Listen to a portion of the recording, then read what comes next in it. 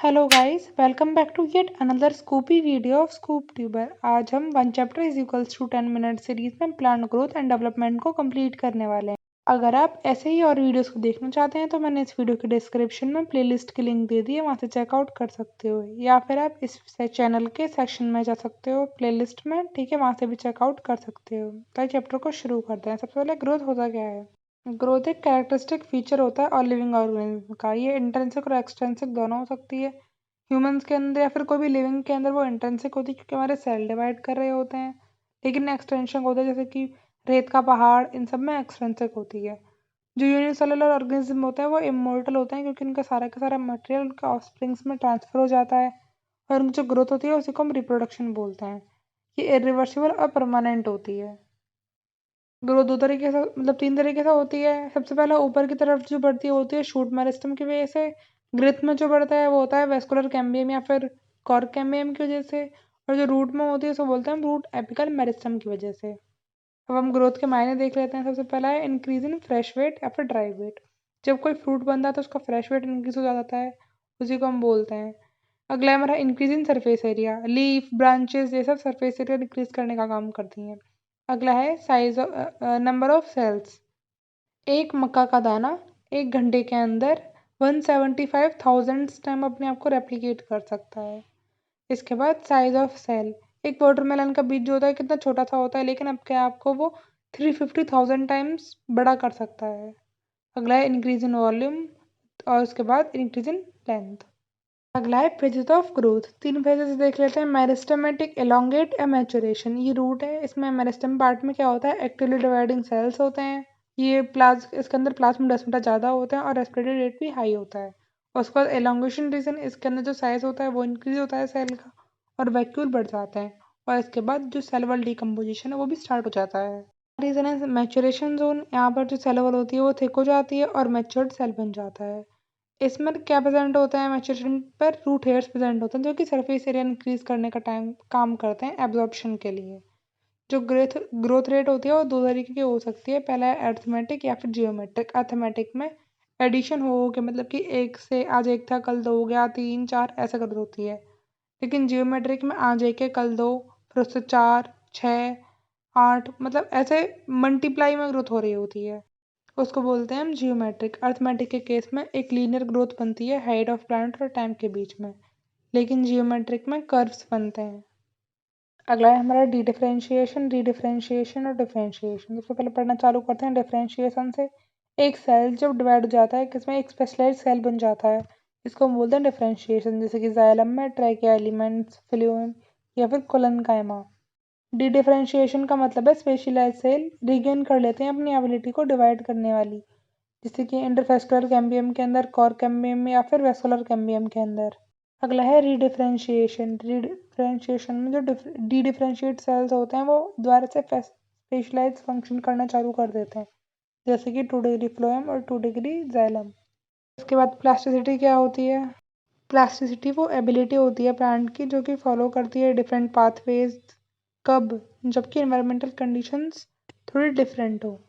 पहला है इसमें हेटेरोफिली, ये कब कॉटन प्लांट के अंदर, कॉरिएंडर प्लांट के अंदर देखो ऐसे होती है।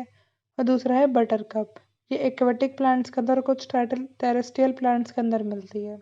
ग्रोथ रेट में दो और टर्म्स रह गई थी। एब्सोल्यूट ग्रोथ रेट जो कि मेजर करती है किसको, growth rate per unit time को। और दूसरा है रिलेटिव ग्रोथ रेट, इसका फॉर्मूला है growth rate per unit time upon initial time into 100, मतलब कि इनिशियल स्टेज से वो अब कितना बड़ा हो गया परसेंटेज की फॉर्म में। इसके बाद हम पढ़ते हैं क्या, प्लांट ग्रोथ रेगुलेटर्स। जो हमारा टर्पिन वो डेरिवेटिव है लिपिड्स का, और ये बनाता है गिबरेलिक एसिड, एडोलिन, ऑक्सिन। एडोलिन डेरिवेटिव है हमारा साइटोकाइनिन। गैसेज होते हैं इथीन या फिर कैरोटेनॉइड, ABA एब्सिसिक एसिड। तो ऑक्सीजन होता है वो काम करता है opposite to the direction of light, और बेंडिंग होती है towards the direction of light. ये आइसोलेट, ऑक्सीजन को पढ़ना चालू करते हैं। ये आइसोलेट करा जाता है यूरिन से, ह्यूमन यूरिन से। सबसे पहले देते हैं FW वेंट ने, और ये बनता किससे, ट्रिप्टोफैन से। इसकी डिस्कवरी करी थी चार्ल्स डार्विन ने। डिस्कवरी पढ़ लेते हैं, उनके बेटे ने। टिप रिमूव करी तभी बेंड हो रहा है, टिप कवर्ड है तभी बेंड हो रहा है। किस किस के अंदर, कैनपी, ग्रास, कोलेप्टल, टिप के अंदर। अगर हम क्या लगा देंगे दूसरे केस में, अगर लगा देंगे तो बेंडिंग होनी चालू हो जाएगी। जैसे कि इसमें बायोवेस्ली इव नाम है जिसे हम गैट्सबी बोलते हैं, ओट्स। बेंडिंग हो रही है किसकी वजह से? ऑक्सीजन की वजह से। अब पढ़ते हैं फंक्शंस क्या है इसके। एपिकल डोमिनेंस होता है, ये मतलब कि लंबाई बढ़ाने में काम करता है, रूटिंग में भी, फ्रूट बनाने में काम करता है, फ्लावरिंग करता है पाइनएप्पल लीची के अंदर, पार्थेनोकार्पी करता है सीडलेस टमाटो के अंदर, सेल डिवाइड करता है, जाइलम डिफरेंशिएट करता है, पीडीसाइड बनता है इससे 2,4-D जिसे हम बोलते हैं, मतलब कि 2,4-डाइक्लोरोफेनॉक्सी एसिटिक एसिड, प्रिवेंट करता है pre mature falling of leaves and fruit. अगला है गिबरेलिन, ये दिया था ई रोसवा। उन्होंने क्या कहा था, बेकेन एक वो लिया था, सीडिंग डिसीज होती है जिसको हम बोलते हैं फुलिस सीडलिंग, जो राइस के अंदर हो गई थी एक फंगस गिबरेलिया की वजह से। उसको ट्रीट करा गया गिबरेलिक एसिड के द्वारा। और ये 100 ज़्यादा तरीके की हो सकती है, जैसे कि G1A, G2, GA2, GA3 ऐसे। और GA3 जो है वो पहला गिबरेलिन डिस्कवर करा गया था। ये बनते किससे हैं? एसिटाइल CoA से। इसके फंक्शंस पढ़ लेते हैं हम। प्रमोट करता है सीड जर्मिनेशन, डिले करता है सेनिसेंस को, मतलब बढ़ापे को, मेल्टिंग करवाता है बेवरेज इंडस्ट्री के अंदर जिससे विस्की बनती है, स्टेम एलोंगेशन करवाता है, लेंथ को इंक्रीज करता है इंटरनोड्स के बीच में शुगर केन में। जो GA3 है वो शुगर केन की हाइट बढ़ाने में हेल्प करता है। अगला है साइटोकाइनिन। साइटोकाइनिन एक वर्ड से लिटरा है, हम साइटोकाइनेसिस बोलते हैं, मतलब कि सेल का डिवाइड होना। जो क्या था, सूंग और उनके कोवर्कर्स ने एक टोबैको का प्लांट लिया था जिसको ना अलग अलग मीडियम्स में रखा, जैसे कोकोनट मिल्क और भी काफ़ी सारे मीडियम्स, जैसे कि हेरिंग स्पर्म। जो उसमें हेरिंग स्पर्म वाला था उसमें रैपिड ग्रोथ हुई जिसकी वजह से साइटोकाइनेसिस बढ़ गया। यहाँ से ही डिस्कवरी हुई साइटोकाइनेसिस की, जिसे उन्होंने नाम दिया किनेटिन। पहला साइटोकाइन मेज के अंदर देखा गया था जिसका नाम रखा गया जिएटिन। इसके फंक्शंस देख लो। अगर जो हमारा कैलस है, कैलस क्या होता है? अनडिफरेंशिएट एक ग्रुप सा होता है सेल्स का। अगर वो शूट में है तो हमारा साइटोकाइनेसिस काम करेगा वहाँ पे ऑक्सीजन से ज़्यादा अच्छा। अगर कैलस रूट में है तो ऑक्सीजन काम करेगा। अगर इंडिफरेंशिएटेड कैलस है तो क्या है, दोनों के दोनों काम कर सकते हैं। ठीक है, ये भी एपिकल डोमिनेंस होता है, मतलब कि हेल्थ इंक्रीज करता है लेंथ को, सेल डिवीजन प्रमोट करता है, ग्रोथ करता है शूट और लीव्स के अंदर। अगला है एथाइलिन, जिसके बारे में सबने सुनी रखा होगा, ये कोजिन्स ने दिया था। उन्होंने एक पके हुए आम को रखा ऐसे बिना पके हुए केले के पास, तो उन्होंने देखा कि जो केला है वो भी पकना चालू हो रहा है। उनको पता चला कि कुछ तो सिक्रीट कर रहा है ऑरेंज, जिससे कि जो बनाना है वो भी पकना चालू हो रहा है। ये बनता है किससे? सल्फर कंटेनिंग अमीनो एसिड्स से। ठीक है, हम बोलते हैं कि आर्टिफिशियली पकाया गया है, बाजार में आके पक गया है, ये वही है। यहाँ पे इथीन्स होता है। ये प्रमोट करता है फीमेल फ्लावर्स को कुकुम्बर के अंदर, प्रमोट करता है फ्लावरिंग मैंगो और पाइनएप्पल के अंदर, फूड फ्रूट्स को पकाने में हेल्प करता है, प्रमोट करता है सेनेसेंस को। और एक आर्टिफिशियल इथीन है जो यूज़ होती है मोस्टली, इसे हम इथीफोन बोलते हैं। ये स्प्राउटिंग करवाता है स्टोरेज वाले सामान के अंदर, जैसे कि पोटैटो हो गया। ठीक है, अगला है हमारा रिचमोंड इफेक्ट। देख लो यहाँ पर एक लीफ रखी गई है एक साइटोकाइनिन रिच सॉल्यूशन के अंदर। उसमें क्या देखा गया है कि जो सेनेसेंस है वो डिले हो गया है और सेल्फ लाइफ प्लांट की इंक्रीज हो गई है। ये क्या है? रिचमोंड इफेक्ट है। अगला है हमारा एब्सिसिक एसिड। ये 3 इनहिबिटर से मिलकर बना हुआ होता है, इनहिबिटर बी, एब्सिसिन 2 और डोरमेन।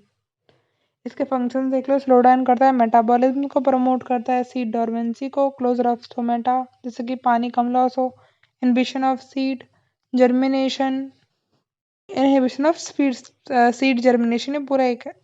इसको हम स्ट्रेस हार्मोन भी बोलते हैं और प्रिवेंट करता है ये सेनेसेंस को। अगला टॉपिक है photoperiodism.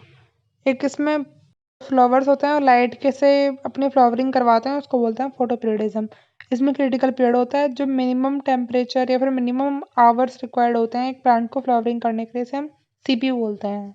Site of precipitation leaf होती है कि उसके अंदर एक पिगमेंट होता है फाइटोक्रोम। फ्लावर के अंदर एक हार्मोन प्रेजेंट होता है, इसे हम बोलते हैं फ्लोरोगिन, जो कि ट्रांसफर हो जाता है लीफ से शूट में जिससे कि फ्लावरिंग हो सके। ठीक है, 3 तरीके के प्लांट होते हैं फोटोपीरियडिज्म के अंदर।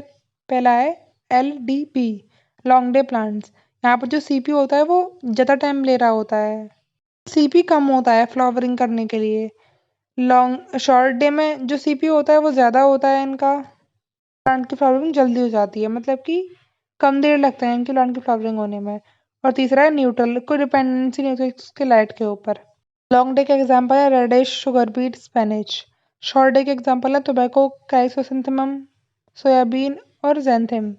न्यूट्रल के एग्जाम्पल है टोमेटो, क्यूकम्बर, पेपर और कॉटन। लास्ट है हमारा वर्नलिज्म।